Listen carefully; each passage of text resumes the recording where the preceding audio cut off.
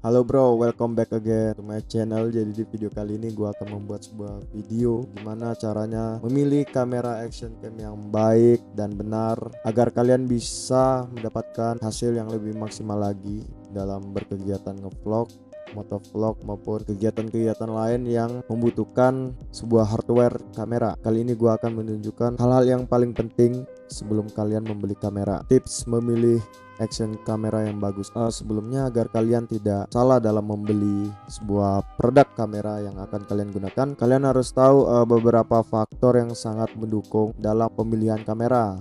Kalian bisa melihatnya dari segi harga, kualitas, dan salah satu hal yang sangat penting lagi adalah sudut angle. Jadi jika semakin besar sudut angle yang kalian dapatkan dari sebuah produk yang kalian beli, nah semakin luas juga pandangan yang akan kalian dapatkan. Kemudian kalau kita lihat dari sisi kualitas video, kalau formatnya bisa sampai dengan 60 fps itu sangat bagus. Kenapa 60 fps sangat bagus sedangkan 30 fps juga sudah sangat worth it? Nah, kalau dari pandangan gua, kalau semakin tinggi fps semakin baik video yang dapat kita gunakan. Nah jika kalian ingin membuat slow motion nih, kalau kalian memakai 30 fps maka hasilnya pasti akan terlihat ada bayangan-bayangan gitu, tidak smooth, gak seperti 60 fps. Kalian bisa membuat slow mo yang lumayan baik lah. Makanya gua menyarankan kalian agar memilih action cam yang sudah support dengan 60 fps. Kalau di pasaran sih mungkin sudah banyak yang menjual kamera-kamera dengan spek tinggi, apalagi kalian juga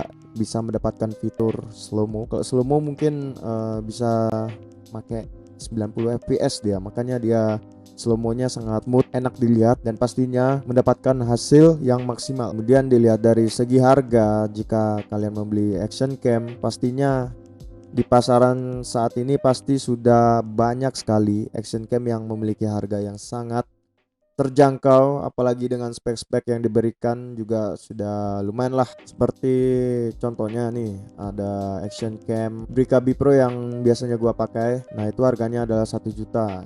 Jadi kalau menurut gua sangat worth it dikarenakan banyak sekali fitur-fitur yang sangat kepakai dan kita juga gampang untuk men-setting FPS-nya. Saran gua, kalau kalian punya budget 1 jutaan, kalau kalian mau motovlog, kalian tinggal beli saja Brica.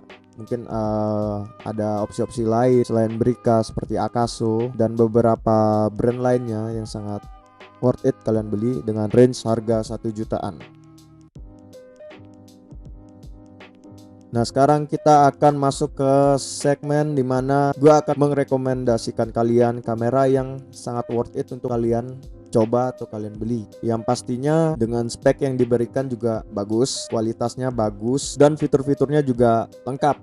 Nah kali ini gue akan memberikan list-listnya kepada kalian, buat kalian para motovlog pemula. Yang pertama ada Xiaomi Yi 4K Action Cam. Nah di sini siapa yang pecinta Xiaomi? Oke, Action Cam ini kenapa gue taruh di list pertama? Karena harganya juga terjamin murah. Kalian bisa cek di toko-toko online atau kalian pergilah ke store-store kamera yang menyediakan kamera-kamera action. Nah action cam dari Xiaomi ini bisa mendukung dengan resolusi 4K. Kapan lagi kalian mendapatkan resolusi 4K dengan harga yang murah dan juga dapat menghasilkan video yang lumayan jernih, apalagi 4K pasti detail-detailnya sangat tajam kan, dan juga bisa menghasilkan hasil video ketika perekaman pasti mulus dan tajam. Action cam ini dilengkapi dengan sensor Sony Exmor R, jadi dengan 16 megapiksel dan FPS-nya bisa sampai 60. Kemudian selain itu dengan kapasitas baterainya 1400 mAh, mampu bertahan lama 70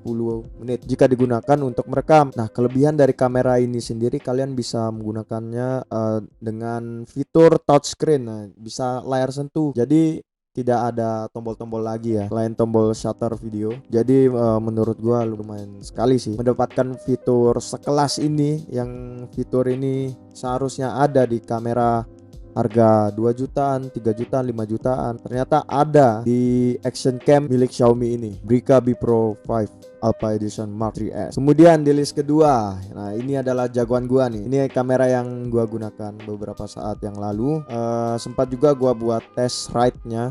Kalian bisa cek di pojok kanan atas. Kalau kalian mau lihat test ride-nya, kalau menurut gua sih kamera ini juga sangat lumayan baik dalam segi perekaman maupun foto. Kalian bisa men-settingnya ke 60 fps maupun 30, ada slow motionnya. Kemudian kapasitas baterainya 1000 mAh, jadi masih di bawahnya Xiaomi yang tadi ya, yang pertama. Selain itu kamera ini juga dilengkapi dengan WiFi. Jadi kalau kalian mau merekam dan langsung menyimpan ke HP kalian, kalian bisa tinggal mengkonekkan WiFi dari kamera Brika ini ke smartphone kalian, dan itu pun langsung bisa ditransfer langsung ke smartphone kalian. Jadi kalian tidak perlu repot-repot memindahkan file video dari kamera ke laptop kemudian ke HP. Dan juga kamera ini dilengkapi dengan mic eksternal. Ini kerennya, mic eksternal. Jadi ketika kalian membeli produk Brika Mark 3S atau 2S, saran gua kalian beli yang seri yang 3S saja, kalian akan mendapatkan mic eksternal gratis. Nah, kalian tinggal plug and play, langsung kalian keluyuran ke jalan-jalanan, membuat vlog, motovlog. Itu kelebihan dari Brika, tinggal plug and play. Tapi kalau menurut gua sih, kalau pasti di setiap brand pasti ada kelebihan dan kekurangan. Nah, kalau menurut gua kekurangan dari Brika Mark 3S yang gua gunakan kemarin itu audionya. Nah, kalian kalau bisa cek video gua yang lainnya yang gua menggunakan Brika ini motovlog, pas gua motovlog, pasti kalian agak tidak nyaman mendengar suaranya karena itu pure hasil dari kamera Brika yang gua gunakan. Tapi itu bukan suatu masalah juga ya. Kalau kalian nggak memikirkan audio, itu sangat worth it sih menurut gua ya. Tapi gua jamin sih kalau kalian menggunakan kamera ini hasil videonya nggak akan mengecewakan bro. SBIS Action Cam S5. Kemudian di list ketiga ini gua menyarankan kalian untuk para pemula membeli SBIS karena dilihat dari segi fitur, SBIS ini juga lumayan lengkap dan bisa kalian andalkan. Salah satu fitur yang bagus di SBIS ini, kalian akan mendapatkan fitur Ace. Kalau kalian nggak tahu fitur Ace itu, fitur Ace itu adalah sebuah fitur yang dimana video kalian ketika merekam menggunakan SBIS ini akan stabil. Nah, ibaratnya stabilizer lah. Jadi kalian tidak perlu ragu akan getaran, vibration yang ada di jalanan.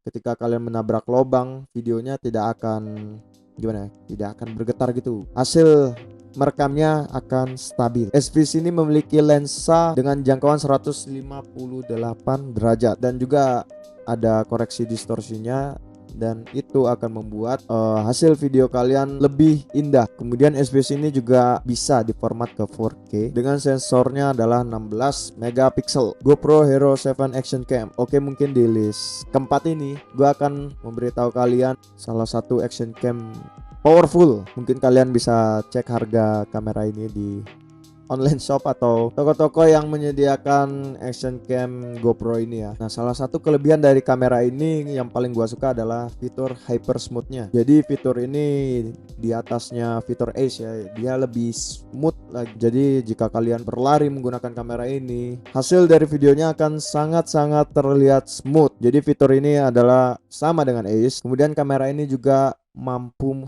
membuat sebuah time lapse yang sangat keren, yang sangat smooth, yang dikarenakan di action cam ini terdapat fitur time warp. Kemudian video time lapse ini bisa kalian percepat lagi hingga 30 kali. Untuk format videonya 4K 60 fps dengan resolusi fotonya 12 megapiksel. Bayangkan 12 megapiksel, lumayan. Kemudian kelebihan dari kamera ini juga memiliki waterproof yang bisa bertahan hingga 10 meter dalam kedalaman air. Kemudian uniknya lagi, kamera ini juga memiliki fitur live. Jadi kalian juga bisa melakukan streaming atau siaran langsung di Facebook. Lumayan kan? Kalau kalian punya Facebook kemudian kalian live streaming nih, kalian lagi jalan-jalan, lagi ngevlog, motovlog, kalian bisa sambil live. Bayangkan kerennya itu. Kemudian segmen terakhir, gue akan memberitahukan kepada kalian para motovlog pemula agar kamera kalian bisa awet dan tetap bagus. Langkah pertama, kalian harus selalu membersihkan kamera kalian. Ketika kalian selesai menggunakan kamera kalian, kalian langsung membersihkan, baik itu membersihkan dari waterproofnya kalau kalian menggunakan waterproof.